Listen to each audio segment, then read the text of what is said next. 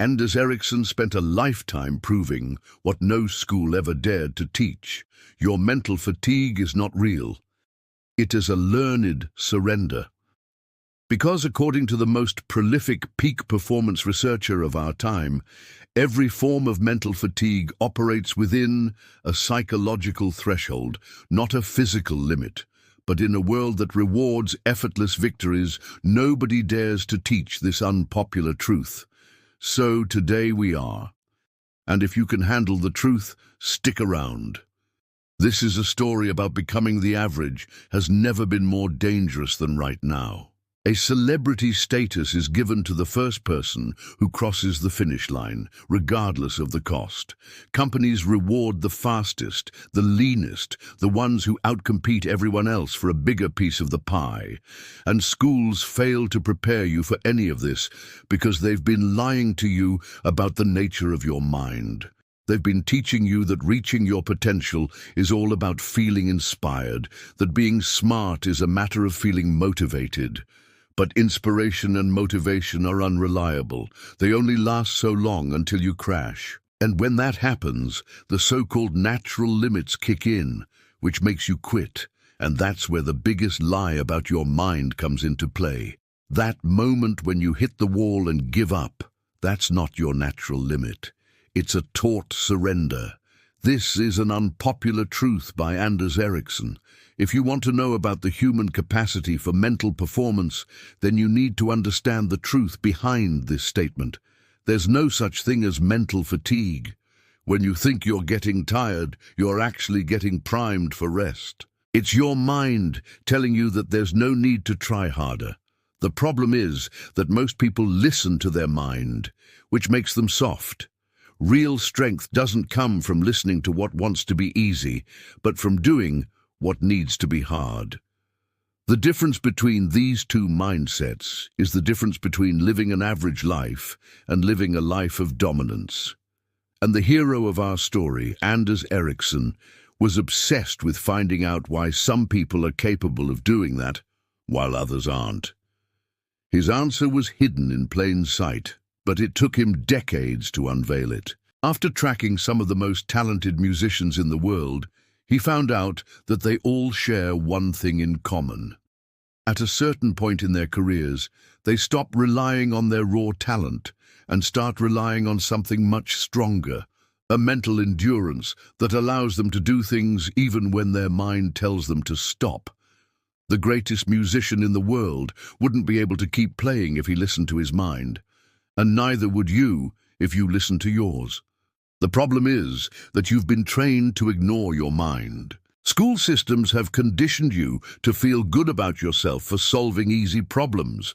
You get praised for doing well in class, for getting good grades, and if you struggle with something, you're considered stupid or lazy. And that's why you're afraid of struggling. You've been trained to think that if you have to work hard, you're not smart enough. But the opposite is true. It's a sign that you're pushing your mind beyond its comfort zone, which forces it to grow.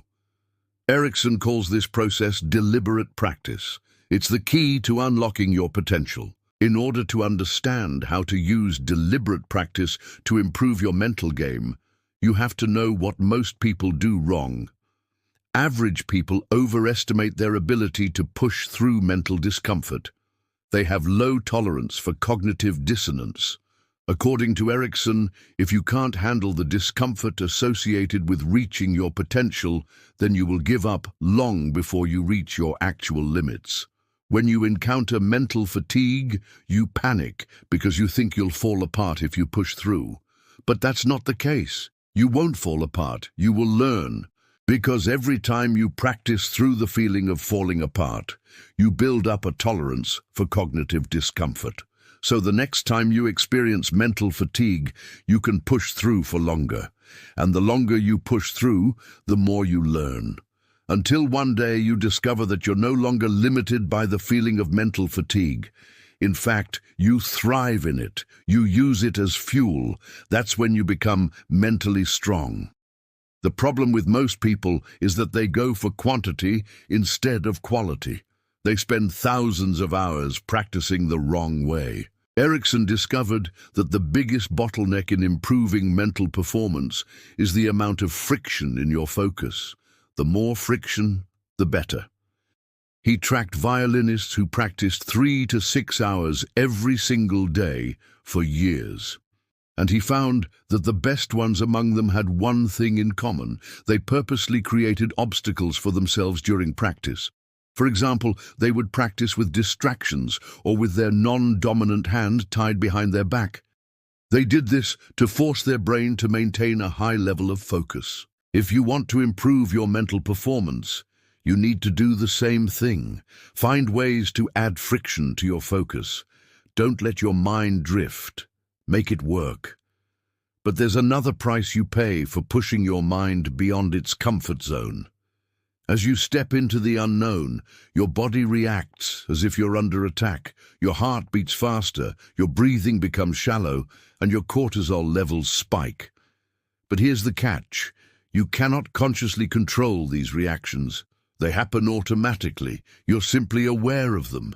It's your brain trying to protect you from the unknown. It thinks you're under attack, so it activates your survival instincts. But the problem is that your brain is outdated. It hasn't evolved with you. Back in the days, your brain used to be smarter than you, but nowadays it works against you. It plays tricks on you, sabotaging your progress. It tells you to stop because it thinks you're being attacked.